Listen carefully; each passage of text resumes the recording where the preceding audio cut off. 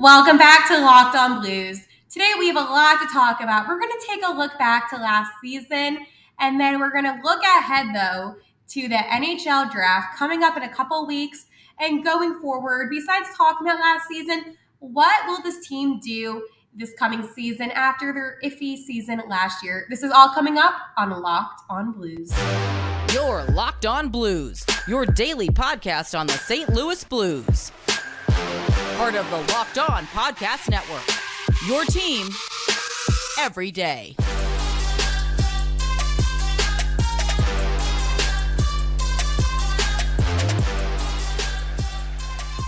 First off, I want to thank you guys for making Locked On Blues your first listen every day. We're free and we're available wherever you get your podcasts and on YouTube, part of the Locked On Network, your team every day. In today's episode, we're also presented by Gametime. Download the Gametime app, create an account, and use code LOCKEDONNHL for $20 off your first purchase. Hello, you guys. For those that are watching on YouTube or even listening, you may not know who I am, and that is fine. My name is Haley Simon, and I am so excited to be your host of Locked On Blues. I work in sports radio. I love sports. I love hockey, and I love you, St. Louis. So we're going to have a lot of fun talking every single day about the St. Louis Blues, Monday through Friday. Now, I do have to warn you guys, we're going to be having some emergency episodes as the season goes on. So keep an eye out on those because there's going to be a lot that we're going to talk about. But one thing that I'm a big fan of, and this is going to be you and I getting to know each other as well, is that I am a big person and looking back at the past and trying to correct that. So last season, the St. Louis Blues finished 6th in the Central Division. And listen, it was disappointing, and I'm not going to sugarcoat it. It sucks. It sucks when your team was so good only a couple seasons ago, and then it just kind of went downhill. But luckily, the St. Louis Blues, they have 3 first-round draft picks, which we're going to talk about. But at the same time, folks, it is disappointing to only finish with 37 wins and 38 losses, and then only 7 overtime points. So the St. Louis Blues, they finished with a total of 81 points. And you might look at that and say, you know what, that isn't awful. And you're right, that isn't awful. But then the Predators, who finished above them, they finished with 92 points. So a 9-point difference on that one. And obviously your Colorado Avalanche, who won the Central Division, finished with 109 points. But luckily, they are not the Chicago Blackhawks, who finished with 59 points. So the St. Louis Blues still have some fight in them, but last season, it just wasn't the best. And their last game, they lost to a team that I dislike, a team that I am so happy that lost because when it comes to hockey, and you're going to learn this about me, there are some teams that I absolutely hate. And the Dallas Stars, folks, that is a team that I absolutely cannot stand. So they unfortunately lost to the Stars. And previously to that, Stars lost. They lost to the Stars again, 5-2 at home territory. And then they lost to the Wild. So when did the Blues win the last time? It was an overtime win against the New York Rangers, which is always a good thing because we do not like the Rangers. Also, for those on YouTube that are watching, I have a co-host with me. This is not a solo podcast. This is Stella. She will be joining us quite a bit. This is my cat. So I know some of you folks might see her in the background as I am talking some Blues hockey, but I just wanted to let you guys know who Stella Gray is, and that, of course, is my cat. So last season, let's talk about some things.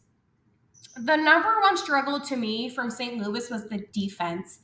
I don't know what happened, but it was just this lack of protection around the net. And we're going to talk about this. As you guys can tell, I am itching to talk about the 2023 draft. But going ahead, folks, I am going to try so hard not to jump from one topic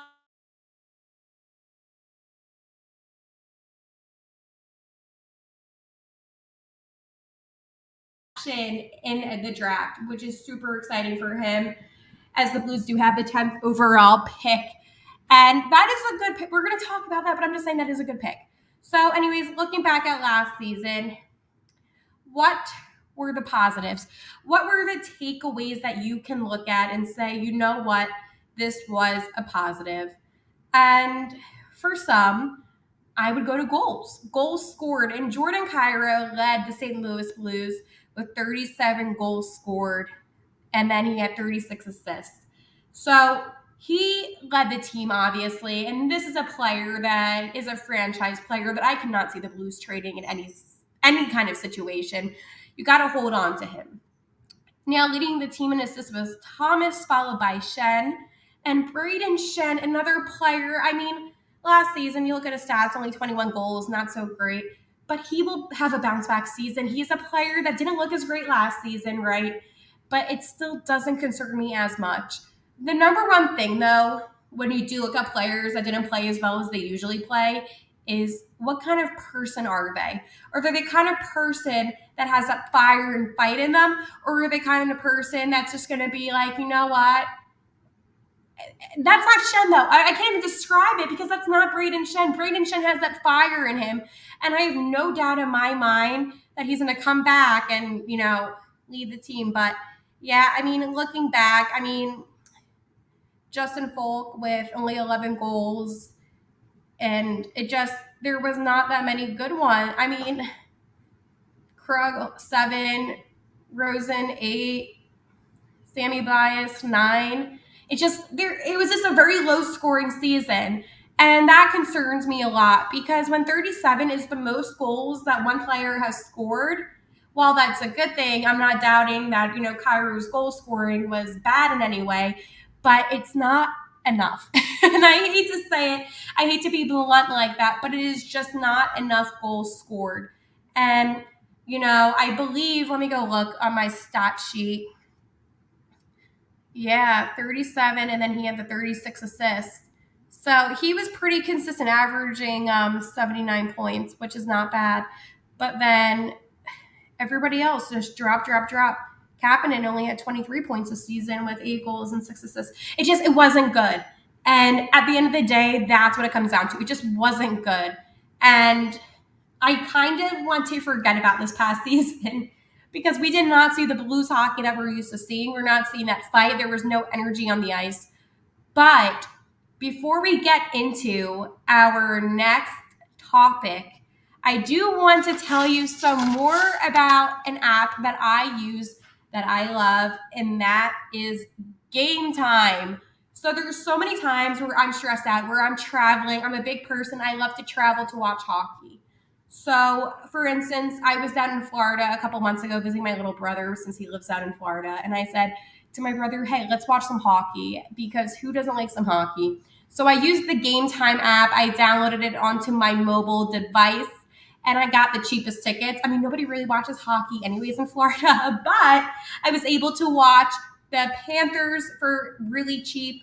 And it's the best for last minute deals. So make sure you guys download the Gametime app, create an account, and use code LOCKEDONNHL for $20 off your ticket. Terms apply. Again, create an account and use code LOCKEDONNHL for $20 off.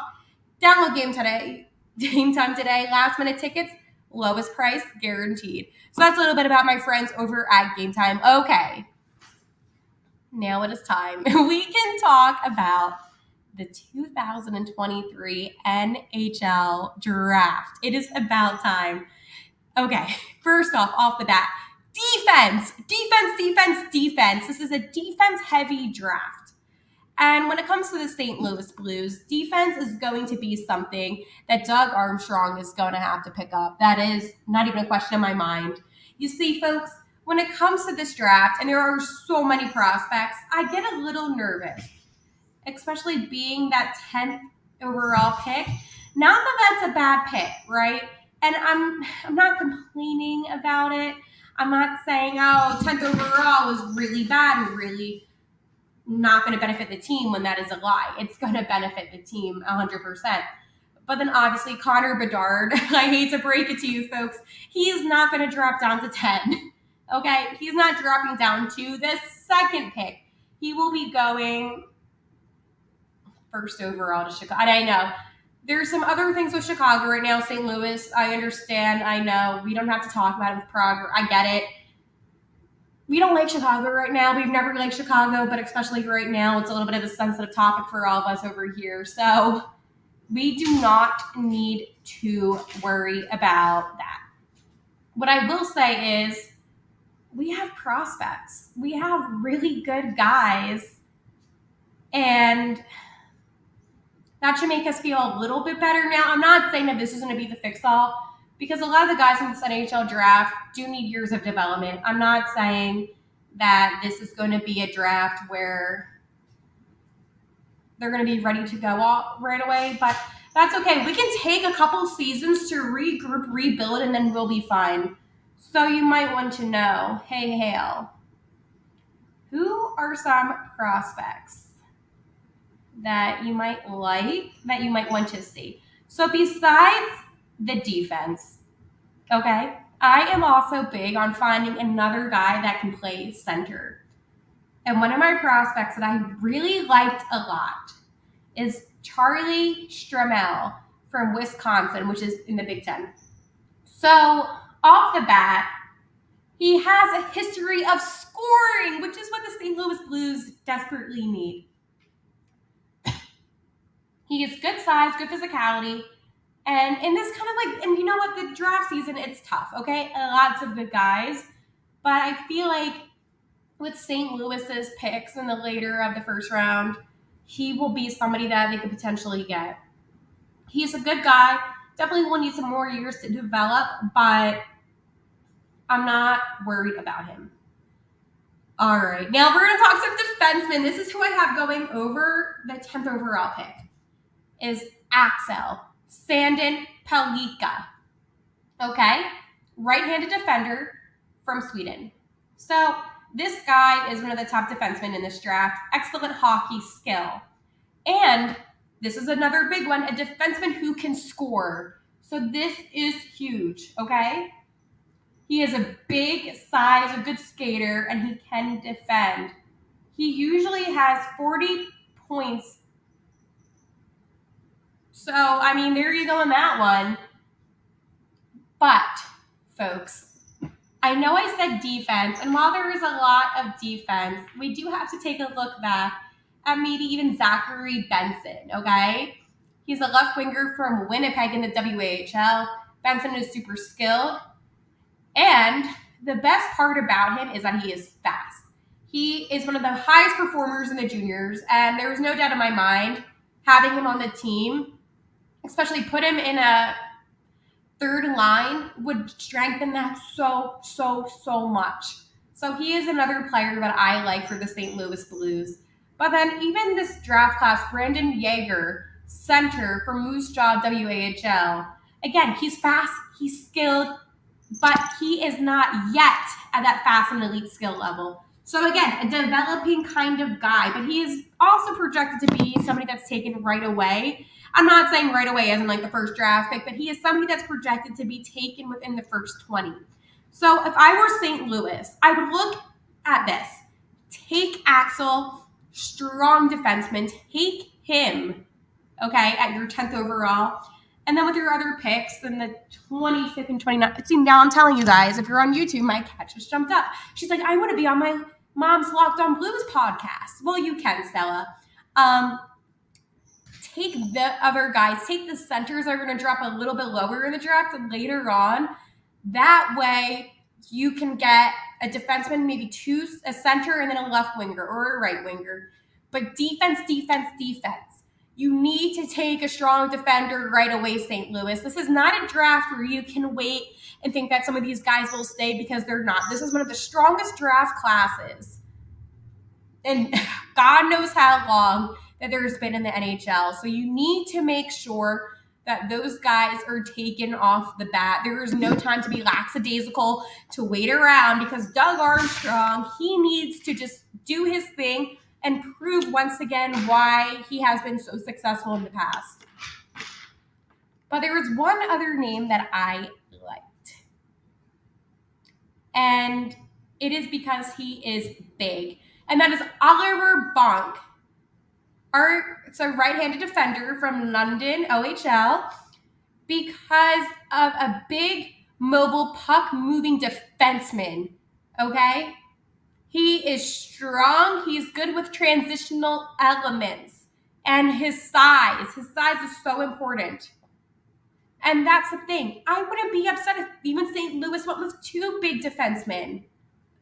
But you definitely need to get somebody up for your center or just another winger besides a defenseman. But having 2 defensemen is not a bad thing. We're going to go over these guys in more depth tomorrow's episode, by the way. So make sure you guys subscribe, like, whatever you guys do for that.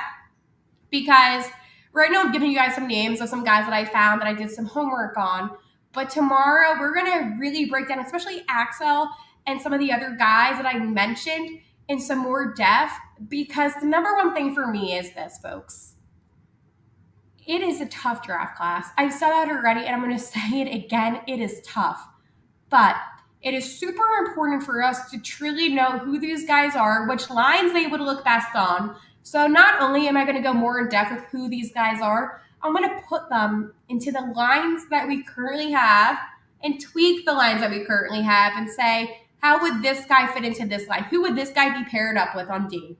So that will be in tomorrow's episode. Today was just a brief kind of, these are the guys that we have for the NHL draft, and these are the guys that I like for the St. Louis Blues. Tomorrow is going to be a little bit more of in detail, so make sure you guys stay forward for that because that will be a fun episode. I want every single Friday episode to be one of those episodes where we can have some fun. So let me know down in the comments below too about the guys that I mentioned today, and if you already heard about them or if this is new to you. So let me know down below. All right. Before we move to the final segment, I have something else to tell you. Bird dogs. We're going to be talking some bird dogs today. So what are bird dogs exactly? Bird dogs are a stretchy khaki shorts, and they're designed to fit slimmer through your thigh and give your legs a truly sculptured look. These make, I'm telling you, like, guys out there, if you're listening, they make your legs look good. If you're a girl listening, if you want to get your boyfriend like a nice little present, I truly recommend the bird dogs. This is what I like to get people that I know for gifts are my bird dogs. So make sure you truly get them. They do fit the same as Lululemon, just a little bit better. So if you like Lulus, you're going to definitely like bird dogs. And make sure you guys go to birddogs.com/LockedOnNHL and enter promo code LockedOnNHL for a free Yeti style tumbler with your order. So again, that's birddogs.com/LockedOnNHL for a free Yeti style tumbler. You won't want to take your bird dogs off, we promise you. And also, folks, I love my tumblers, okay? Love tumblers. Those tumblers are quality tumblers. Everything stays cold. They look good. So you got the little shorts action, the tumbler in hand. I'm telling you, it's going to be truly amazing. So again, that is birddogs.com/LockedOnNHL, and you get your tumbler. So check that out. All right. Finally, going forward, St. Louis, going forward, what is there to do? How can this team, improve? And, we talked about last season. We talked about the draft. What else needs to happen? And a switch in mindset is most important. You didn't end your season on the best note. Your last 3 games, you lost. You lost to the Stars and not the best way, okay? An overtime loss is never a good loss. But you have to look at the positives as well.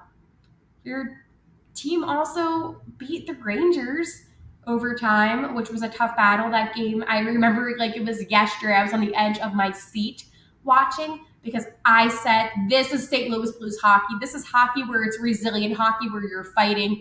And I think for all of those that are maybe just a little bit, taken back by the way that the season was, is you have to remember bad fluky seasons do happen. It's not the best thing. It's also not the worst thing because where you're set up right now is great draft selections. And I think overall, and call me crazy, call me what you want, that makes me feel a little bit better when it comes to this upcoming season. There's going to maybe be some trades being made. I see some trades already going on around the NHL. So maybe Doug will do some magic, make some trades happen, and maybe acquire a fourth. No, I'm joking. Could you imagine if the Blues got a fourth first overall draft pick? Trade up to Chicago, get that first overall, get Connor Bedard. You know what, though? Hypothetically, and I have to think this way just because this is how I am. What if Doug reached out to Chicago and said, hey, we have 3 first round draft picks. Let's give you all 3 of them in exchange for your first overall. What do you say?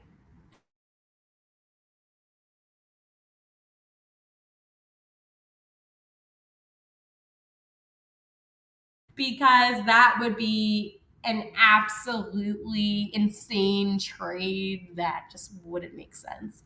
But going forward, back on topic, not my hypothetical, but going forward, things happen. You have to look at the season as a completely new season and forget about last season. Training camp in a couple months. It's already June 8th. So training camp is soon. Draft is soon. It's going to be a new slate of things going on. So take a deep breath. I know it's not always easy, but take that deep breath and just remember that the St. Louis Blues, they do have some good key players. Jordan Cairo, as we mentioned, had a fantastic season. Nobody else really stepped up. Fine, it happens. But they didn't finish last. They didn't finish where Chicago was. And, again, 9 points behind Nashville. Not the best, and I am not defending in any single way how their season was, but there is always that hope that it will get better. And I truly do believe for St. Louis, it will get better. Now, one last thing that I need to touch on going forward. St. Louis is fine when it comes to their goalies, okay? We all know Jordan Binnington, one of the best goalies in the NHL. I am not worried about St. Louis picking up a goalie because right now there are more important things to focus on, which is defense. I don't know how many times I can say defense, but defense.